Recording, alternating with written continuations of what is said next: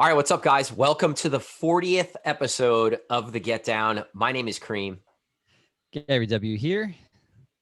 And we're back. Oh, it's going to be a very different episode. So by the time you guys are listening to this podcast, you're going to have seen that we have launched the next Get Down University Masterclass.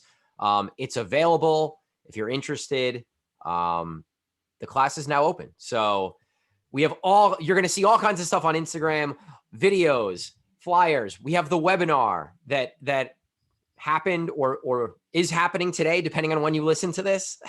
Right. Your feed will be flooded over the next 10 days. Well, whenever you listen to this, maybe the next 8. So yeah, be ready for that. I can't believe we're coming up on our 3rd masterclass.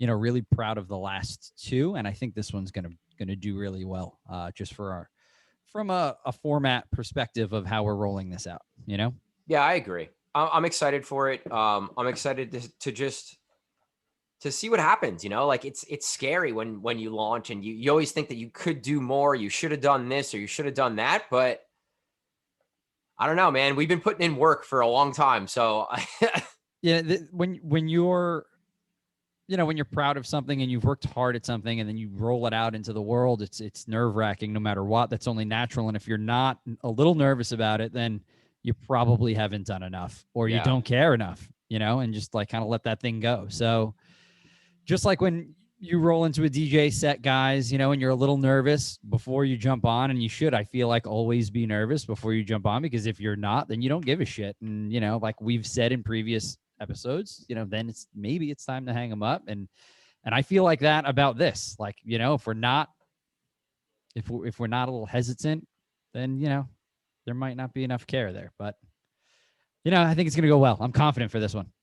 Yeah, I feel pretty confident too. I think the last time we rolled out, it literally was the week that all the venues closed down again. So the timing probably couldn't have been worse for our last launch. And I think now a lot more DJs are working. There's a lot more positive sentiment about gigs and more venues coming back and stuff. So I just think that will also help, adding more members. And we had a great amount of guys and girls that have signed up in the first 2 rounds. So super happy and positive about that. But, we always want to grow and add more members each time through. So we're on the flip side of where we were at in the fall, where we kind of took a step backward. And I feel like in the last couple of weeks, we're taking a step forward. So it's going to be a really good time for people to dig deep into this content that we're offering, which is extremely valuable. For everybody that doesn't know, or for anybody that doesn't know what Get Down University is, Gary and I created a master course last year in the beginning of the pandemic, with the goal of creating a course that can help you guys as DJs and producers not learn how to DJ, but learn how to navigate the industry, learn how to create an actual business, and how to go and network and meet with these venues and get bookings and create residencies and essentially create a career out of DJing, and not just have it as this side thing or this hope that you want to someday do. It's an extremely overlooked aspect of the DJ world that you can make this a business. And a lot of times it's overlooked because the people that, you talk to, they don't also, like, most people don't look at our business as a real business. But like at the end of the day, we probably make more money than most people that, we hang around, or, whatever it might be. You make a good amount of money. So it's like, you can and you have to treat it as a business. And if you do it the right way, only better things can come from your DJ career. So. I come from the corporate America, right? I got a business degree. I come from corporate America in sales and using Salesforce and doing all this stuff. And when I started DJing, I used a lot of the things that I was doing in my 9 to 5 back then to help build my DJ business. And I thought that was just what people did. But I came to realize really quickly that a lot of people don't have that experience and background to understand how to grow a business, not just a DJ business. So I think the Right. course is awesome. There's over close to 100 videos. We do a weekly group coaching call every week where Gary and I jump on a call for an hour, and you guys can ask us anything about the content from the course or just stuff that's happening in your weekly DJ life. So it's super valuable. We think the course is awesome. We're actually going to have some of the members who have gone through the course and have really, really blossomed and had a lot of success here in the last 6 months to a year. So you're going to have a couple DJs on today. Chris Camp and Trizzo are going to jump on this week. And then next week, we're going to have 2 other members that have gone through the program, just so you guys can hear from people who have actually gone through it. And hear their experience, because Gary and I created it. So we think it's great, but but we have seen guys come out of the program and then utilize some of the things that they've learned. And that's what we're going to talk about with our guests coming up today. Yeah. And then also, if you guys are interested, I know that there is a free lesson floating around somewhere out there on the internet, link in bio. We'll throw it on our, we'll throw it in the comments. I'm sorry, in the description, jeez, on the YouTube channel. And then we'll also, I think it's in our Instagram. Yeah. So we'll put it in the show notes. We'll put it in the YouTube description, and then it's going to be in the Get Down DJs, Get Down University Instagram bio. So lesson 2, how to have a successful DJ performance. So you get all those videos. And we actually included the previous coaching calls, so you can kind of get an idea of what happens on the coaching calls as well. And it's free. So you don't have to do anything. Just go sign up, create an account, check out the course. It'll give you an idea of what the rest of the course is like. So take advantage of that. So go ahead. No, that's it. So real quick, so we were talking about being uncomfortable before, and how you're nervous before a DJ gig and all this stuff. You, right before we went on here, we were talking about your gig last night, and not that you were uncomfortable or nervous, but like definitely playing outside of your comfort zone. Let's put it that way. You want to kind of touch on that for us? Yeah. So any DJs that have hung out with me know when La Crema comes out, right? So last night was like 100% La Crema.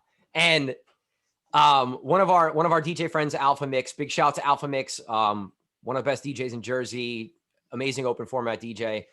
He put me on to a venue in Elizabeth, New Jersey called the Garden. Super dope spot, restaurant, really good food. And during the pandemic, they created this, vibe dining or nightlife type experience. And on Thursdays, he's been putting a lot of more open format guys on. So it was a very long set, which number one, I'm not that comfortable with or used to. But it has become standard post-pandemic. Yeah, I mean, this is something that I had booked a while back, so I said yes, good money, whatever, it's fine. Right. So as I'm getting into to prepping for the gig and prepping for the week, I'm like, man, I'm gonna have to play like a lot of Spanish music, and I can play anything, right? I can play open format. I play Spanish music, Latin music in my sets, whatever, guaracha, reggaeton, whatever it might be. Right. But that's not my lane. Like, I don't speak Spanish. I'm not of Spanish descent, despite some people thinking that I am. And so, yeah, like he just kept saying to me, make sure you play a lot of reggaeton, make sure you play Spanish. I'm like, all right, man, I got you. So for 6 hours, I mean, I would say 3 or 4 out of every 6 or 7 songs was Spanish. And right. Again, not that I can't do it, but it was hard. Like I was working, trying to figure out like, all right, how am I going to like link these tracks, or how am I going to go from this genre to this genre? It was hard. I think we're lucky. We're really lucky right now that Latin music in the last 2 to 3 years has become super mainstream. Like you could say 10 years ago it was creeping into the mainstream, but I think like as of like 3 years ago, it's full on mainstream, right? So we have at least a little library to fall back on of stuff that everybody knows. Yeah. Right.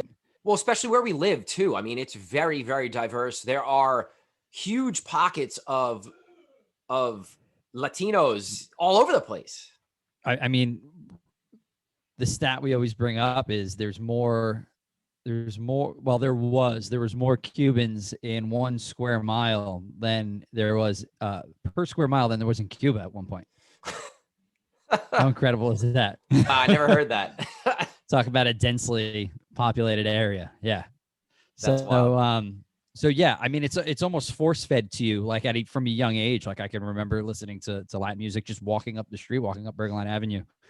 When I was 5 or 6 years old, and like some of those tracks still stick in my head. So like you're right, because of where we're from, there is a little advantage to being really, really familiar. Yeah. I mean, we used to It listen to doesn't reggaeton back in the mean, day, 2000s. right? That's true. 2000, 2001, 2002.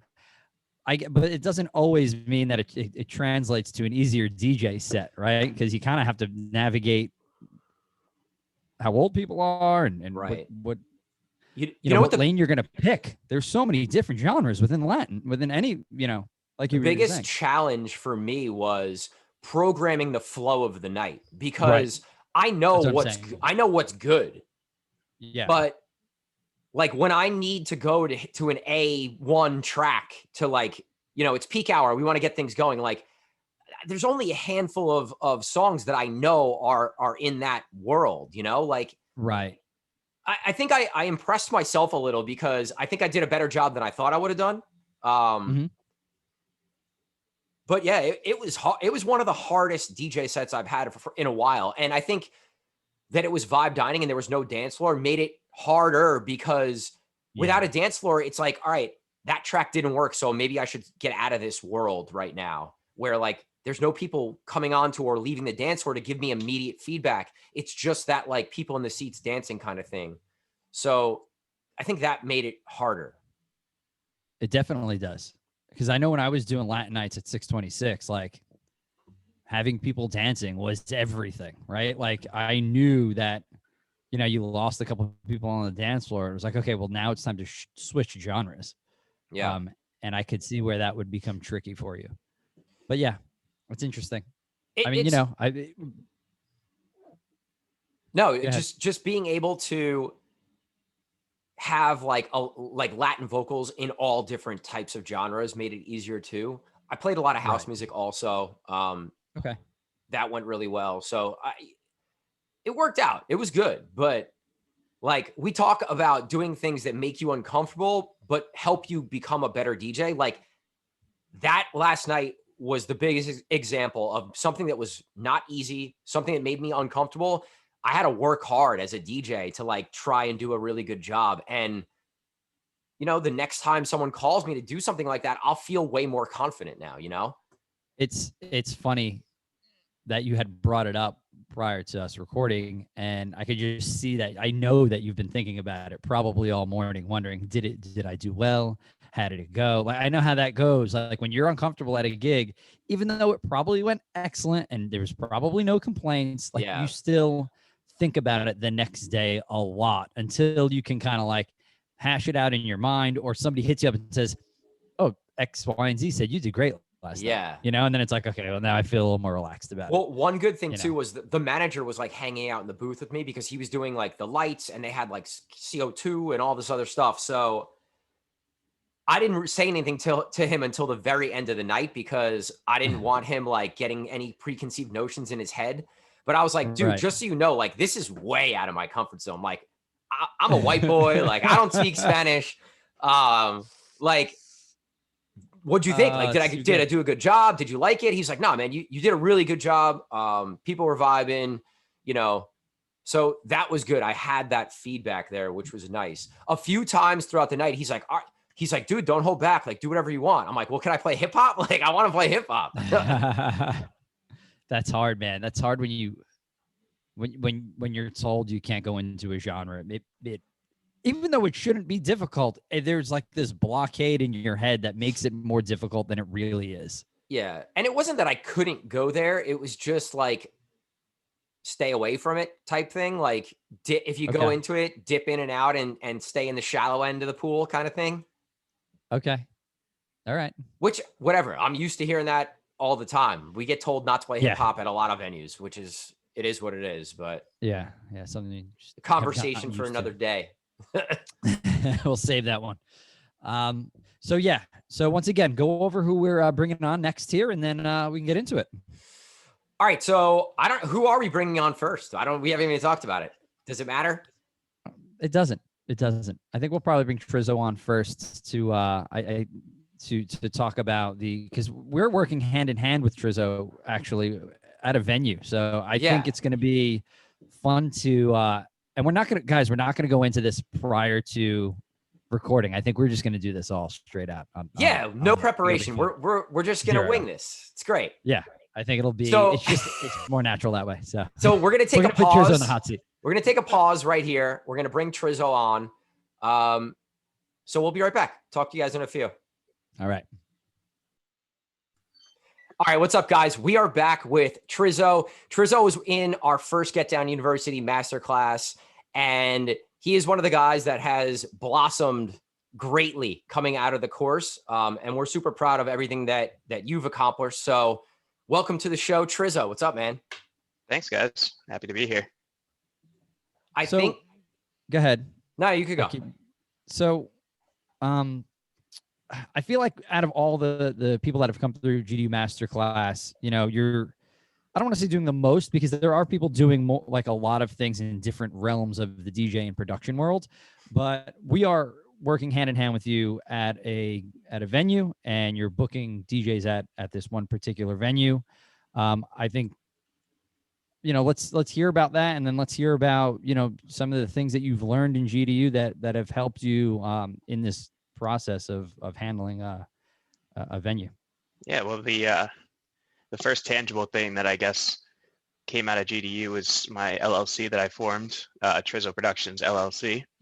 So really taking that next step and taking it from a hobby to a business profession, which was really cool and really helpful for tax purposes and stuff like that. But just my classmates that were in my course and the following course, just having those connections, especially with you guys too, it's really been helpful to kind of gain a footing in the Hoboken DJ scene. So just the camaraderie, working with people that were at the venues in Hoboken.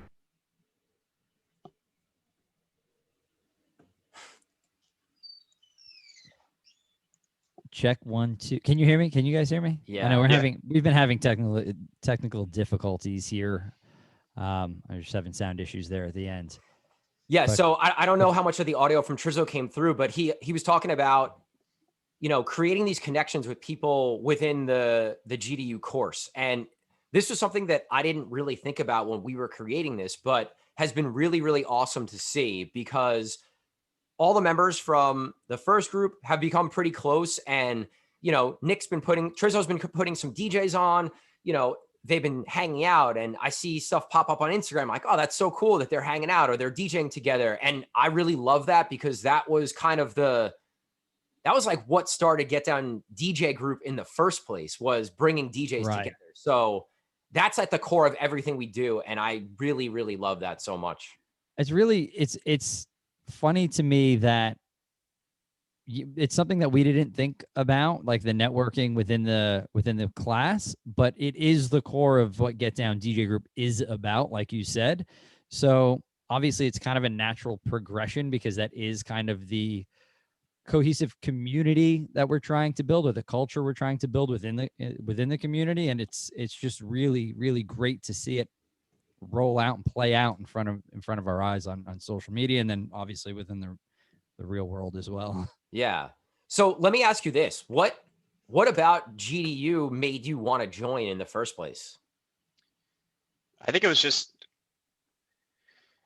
I was watching what Get Down was doing for the industry, like with making connections and kind of helping each other out, not like stabbing each other in the back or being two-faced about what they were doing. Everybody was fully transparent, and that kind of drew me into, I guess, the Get Down world. And then GDU popped up, and I was like, what a great opportunity to learn about some things that, because I've been DJing for 9 years now, so the technical side of DJing I wouldn't say I'm comfortable doing.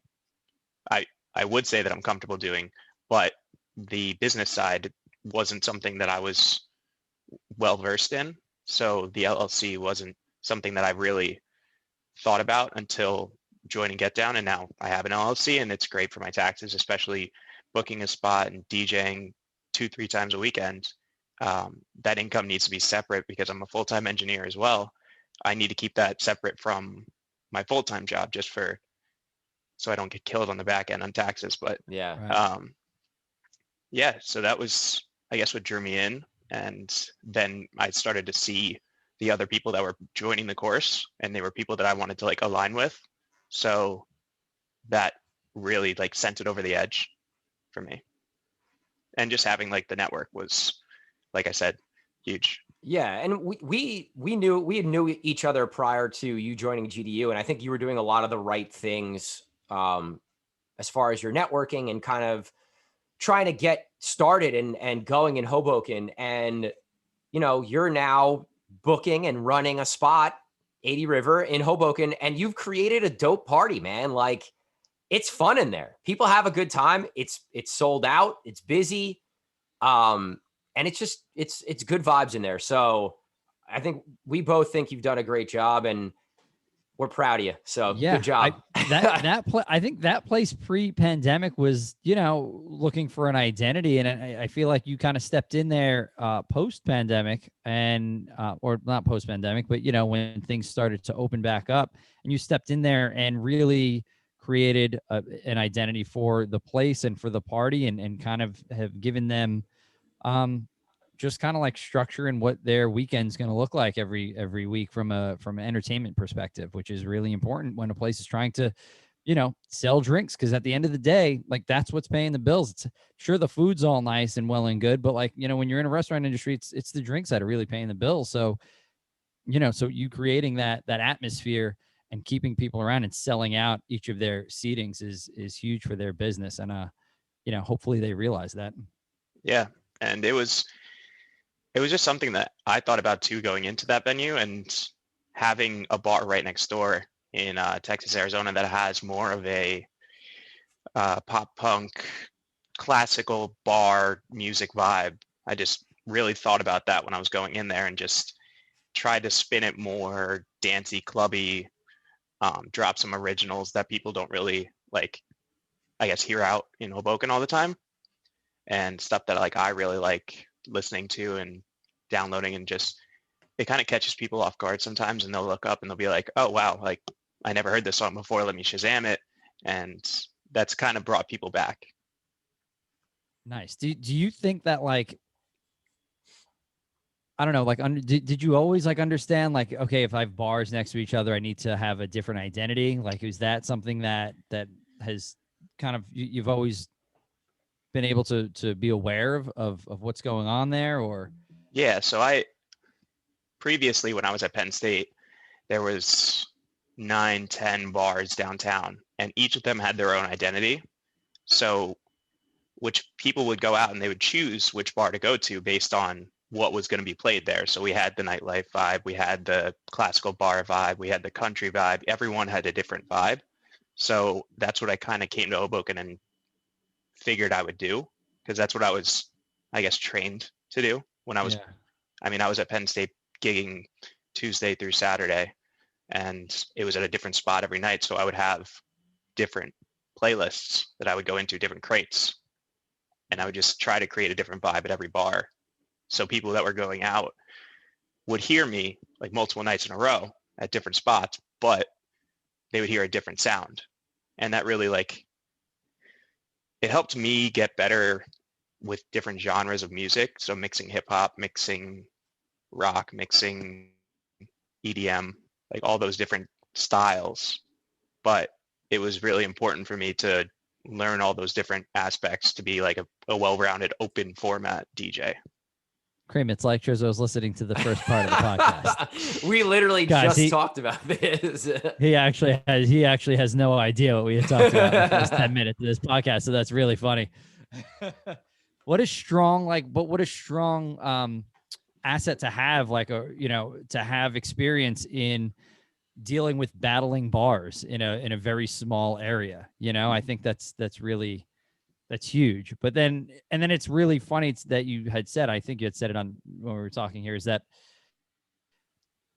even with an engineering background, you still didn't have like this business sense, and this is why GDU was important to you, that you could grasp like a business sense, because it seems that like your DJ sense, as far as like picking out music in a crowded bar area, like for a particular place, like you have everything else down. It seems it's kind of funny that the business sense wasn't exactly there. I mean, obviously you're a smart dude as an engineer, so Yeah, I mean, engineering taught me a lot of things. It's basically problem solving, but owning my own business was never something that I thought about having, but it made all of the right sense when we walked through it in the course, and why all the pros, and there really aren't many cons. So Yeah. and it's so easy to do. So it was really a no-brainer. I think another thing that you've gotten a glimpse into that most DJs that we work with don't ever get to see, but because we're working together at 80 River on things, the three of us have conversations about, strategies for increasing money or for what DJs to book, and breaking up the different sets in the day. So I think you've kind of gained some insight on after GDU, now that we're working together, in how this stuff works and the conversations that are being had, and then how to then take those conversations and either pitch it to the venue or approach a venue. So talk a little bit about that. And did you expect it to be the way it is? I mean, has it helped you? Has it made it more confusing? I kind of had a little bit of a sense of approaching venues and talking at least pricing, or the guys that we're going to bring in to create a sound for the room, because I did work closely with managers when I was DJing at Penn State, but not to the extent that it is here. It's a very competitive market, and you want to position yourself correctly for it. But going into these conversations with owners, it's tough. You have to really be on point when you're having these conversations, because any one could devolve, and then you're in a sticky situation with the owners. So just having you guys as like a sounding board was huge, and you can't It's put a hard. price on that. it's Yeah. something that like we didn't really, Cream and I have always stepped into this really together in the last 6 years. So like, having somebody that you can text or call when you're in a situation is it's priceless at the end of the day.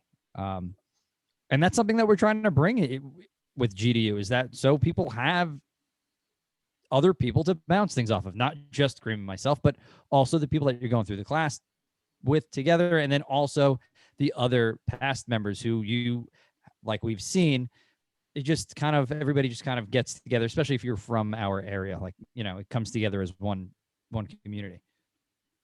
For sure. And that was really what put me into Hoboken, was GDU, because the connections gave me my first shot. I mean, coming out of college, I didn't really have any connections in Hoboken. I went to one Get Down meetup, but as far as having connections to, all you really need is that one chance to get your foot in the door, and then it just snowballs from there.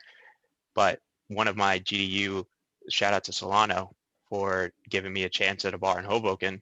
And once I established and people found out that I could really like play, it started to snowball from there. And then leveraging my college connections in a college town or post-grad town really helped. And then now I'm in a spot where I can give back to the other guys and give them their shot to really build a resume, and just kind of take it from there.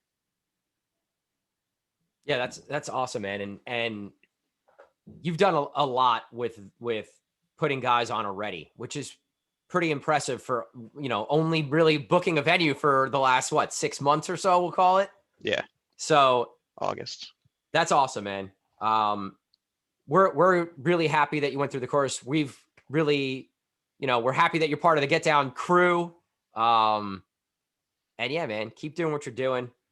Happy to be here. Is there anything you want to plug? Instagram or whatever you got, mixes or anything coming out, edits? So I made an edit with Angela, but as far as mixes, like my last Posh mix is up there. Instagram is at DJ Trizzo.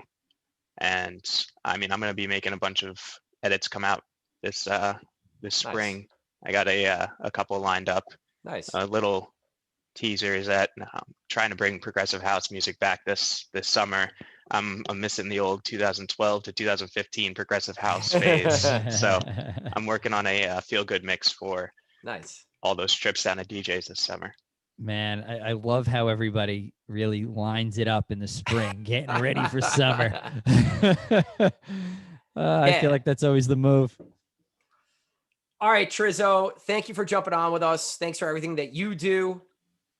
And check out Trizzo at 80 River if you're in Jersey, or follow him on Instagram at DJ Trizzo. We'll talk to you soon, man. Awesome. Thanks, guys. All right, what's up, guys? We're back for part 3. And this conversation is with our boy, Chris Camp. And Chris went through the first round of the GDU Masterclass, and he's been killing it. He's got a really dope boat party that's happening. It happened last summer. It's going to happen again this summer. He's been working in Hoboken, private events, doing all kinds of stuff. So Chris, what's up, man? What's going on, guys? Thanks for having me. Definitely, dude. We wanted to bring on you guys because, you're doing a lot. So talk to us about how these parties started and get into it. So it was actually right around this time last year. Obviously everything was still closed. My buddy Brian decided to wanted to do something for his birthday, called me up and he said, "Hey man, I found this small charter boat out of Point Pleasant and they're able to hold like 80 people. We would love to have you DJ on it." So we went out and it was amazing for like the first 2 hours. And then it started raining while we were outside. So we had to fit everyone into the cabin, we move all the equipment. And we kind of did like those videos that you see in like Ibiza of like people like crammed into a room playing like house music. That's what that turned into. And it was incredible. It was so much fun. And from there, I decided to, if the bars weren't going to be open, let's just keep this going. Let's try and do this once every 2 weeks, whatever it is. And we kept filling it. And we kept thinking on how we could grow it and make it bigger and better. And that's when the whole open bar thing came, and we would bring in other DJs and kind of make an event out of it instead of just like a pop-up party. Yeah, and you guys were bringing bartenders, so like it was a whole it turned from a night out to like a ticketed event type of thing. And then, fast forward, obviously winter comes.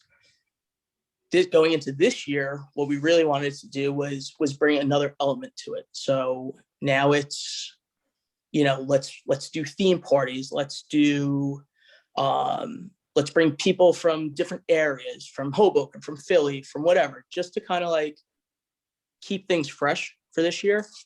And so far we have a Memorial Day weekend event coming. We have 7 boats going out that weekend, all sold out within the first weekend. Wow. Yep. Yeah, that's massive. That's crazy. And it's funny because like I said, we did it and we started it as kind of just a way for myself to keep busy. There was no gigs for me, so I had to make my own gigs, and that's what came out of it. And now it's like a full blown, like, okay, let's get organized. Like, let's kind of run this as like a business. And that's kind of what it's turning into this year. What's your plan for like frequency? Like every 2 weeks, every week, every month? So our plan is to do a themed party every Thursday. Okay. And then do our open bar events for the holiday weekends. So you could say once a month. Right. And then on top of that, we're scheduling out smaller events on a weekly basis. It's kind of funny that you said on the first one that it rained and then you had to pack it all in and jam everybody into one little space. Do you feel like that kind of propelled you guys in a positive direction, because everybody now was forced to be in a smaller space and really focus on the music and the entertainment. Whereas like if you have a lot of space, we've all been to a bunch of boat parties where you just kind of like wander about, and then like you go back to the entertainment, like, when you kind of feel like it. But like sometimes you'll find quieter spaces to either go network or go talk to like a girl or whatever it might be. Like now you're in it. Now you have to be there because it's raining outside. Like it was pouring out, and it was 2 hours into a 3-hour party, so the booze is starting to hit people. Man, you planned this, didn't you? Could see the storm coming. You literally could see the storm clouds just coming to the boat. And by the time we brought everything inside, and it was so funny because like obviously you have to cut the music. We had to find new outlets to plug everything in. So there was that like waiting period and that build up. And then when I just hit the play button for that first song, dude, everyone's smacking the walls, dude, like throwing stuff. It was awesome. Man, what track did you play? That's always a fan. Do you remember? I don't. I know it was Big Room because it was probably Booyah or something like that. Yeah. Something to really say, all right, like it's go time again. We're here. Like, don't worry about what's going on outside. That's awesome. But yeah, man, it was and I really do like I give a lot of what I read and took in at GDU really helped me kind of, like I said, with the whole like, okay, now this is not just an event to keep me busy. Like, let's turn this into a business type thing. Right. A lot of that stuff came from what we discussed over the course of the summer last year. It's really funny because you're throwing these events and you're going through the GDU course, I think simultaneously, right? It was exactly the same time. Yeah. So like we talked a lot about it. Yeah, we did. We were able to hash out like any problems or ideas that you might have had. And it was really kind of perfect timing for you. It was. And then especially in a time where like nobody else was doing anything. You were the only person doing something. Yeah. It's crazy to me that like, I mean, we all had to have stayed busy doing something. If you were just sitting around doing nothing over the last year, you kind of got like overlapped by people. And I didn't want that to happen whatsoever, especially being, one of the newer guys. I've been DJing for forever, but one of the newer guys in nightlife and in scenes that I wasn't yet in. I didn't want to get passed up. I didn't want anybody to be busier than me. Like I wanted to actually work. And again, that was part of the whole GDU process, like stay busy, stay active, and keep going and set myself up to have a good 2021. What's cool too for people like you and for Trizzo and Cole Party, who was another DJ who was really, really active during quarantine, you guys all set up your own things. And now you're able to help other DJs who have been struggling to find work. And I know this isn't the reason why you do it, but you guys are all going to get way more bookings because you've been helping people and they're all going to return the favor in most situations. So like you said, you created your own thing and you set up your own lane, and now everybody knows who you are and you're helping people. They're going to help you, and it's only going to help you grow times 10. So that's awesome. And that's why we were talking so much during quarantine about like figuring out a way to stay relevant and stay active and stay doing something. So big props, man. I'm really happy for you. You're crushing it. That's awesome. The boat party. I appreciate it. I want to come on the boat. I want to play on the boat. Like, yeah. So we're adding more parties Memorial Day weekend. Nice. This is gonna be breaking news. But all right, so plug it right now. How can people get tickets, and where are you guys sailing out of and all that stuff? So the boat sails out of Point Pleasant. We have 7 total cruises going out Memorial Day weekend. And we just added Sunday morning, 11 to 2 in the afternoon. That's going to be Trizzo's boat. And then we're adding 1 or 2 on Monday, actually Memorial Day, probably 11 to 2 and 3 to 6. So that'll be kind of released to the public this week. And all the information could be found either at Peer Pressure Pier, Pier, pressure on Instagram, or DJ Chris Camp on Instagram. So many great things happening. Loving it. Yeah, man. We have a sponsor now. It's crazy. Like all this stuff. Like I would have never thought. It's funny. The parallels of, people that wind up building successful, whatever it might be. It doesn't have to be events, but like whatever it might be. Like it always starts off as like, well, I was just trying to fill the schedule, just trying to stay busy, do something. And then all of a sudden it turns into something that's like, I have 7 boats going out. Like that's crazy. Yeah. Like how many tickets is that? That's crazy. He's right. So we're slowly nudging the captain to give us like a few more people. So technically, we're still at 50% for outdoor events. So right now the capacity is at 60. He gave us 65 just because we have a really good relationship with him. And hopefully, I mean, if things get lifted before Memorial Day, we're taking names on a waiting list and we're going to be able to put 120 people on there. Wow. Which would be massive. That's awesome. Man, yeah, we got to really get is awesome. We got to be on one of these boats. What are we doing? We're gonna talk after this. We're gonna discuss on that. Yeah, let's get a Get Down boat going at some point. Jeez. Should July 4th or something. Let's do it. All right, man. We wanted to keep this kind of short, but we definitely wanted you to come on because you're one of the guys who has seen really big success. And like we said, we're really proud of you and keep grinding, keep doing your thing. I appreciate it, guys. Congrats, thank you for everything man. you've done. Definitely, brother. All right. Yeah, we'll talk soon for sure. Cream. All right, guys. Chris Wrap it Camp. up. Thank you for joining us. What's your Instagram again? At DJ Chris Camp. So follow Chris for anything with the boats, peer pressure. Check him out in Hoboken. Check him out down the shore.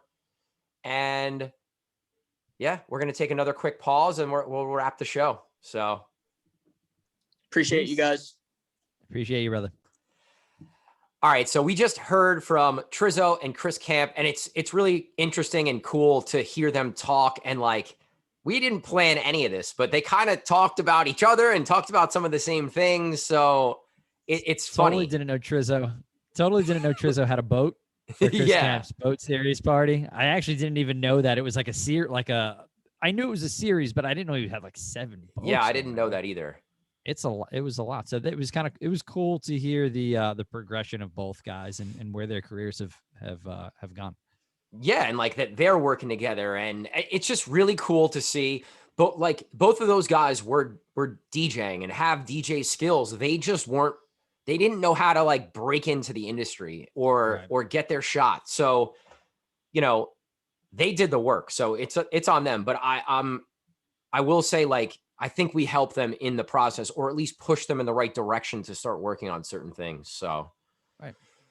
So yeah. So GDU, we're going to talk about it, post about it, offer it for the next 2 weeks or so. The course starts Monday, April, 19th? I believe so. Monday, April 19th. We should probably know when our course starts, right?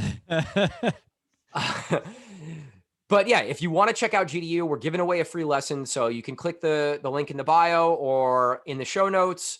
You can check out one whole lesson of the course, watch all the videos, check out the coaching calls, and really see what GDU is all about, man. It's going to help you. It's definitely going to help you. It's just a wealth of knowledge.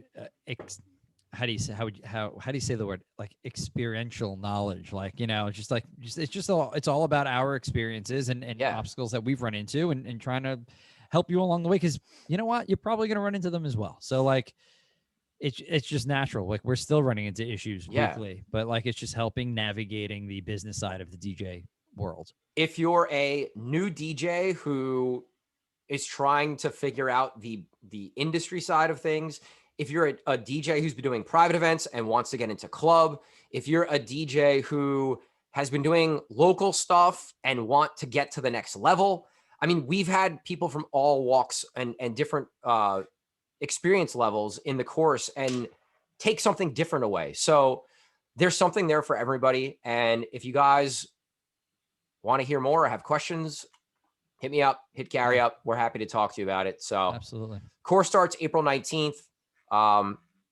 go to the show notes or the bio for any information you could possibly want to know or see or hear about. So fantastic. Good episode. Yeah. Great episode, Gar. All right. So we're going to do something similar to this episode next week. Do we know who we're having on?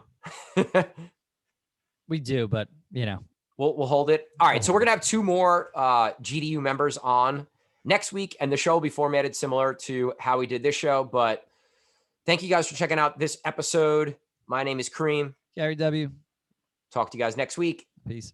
Peace.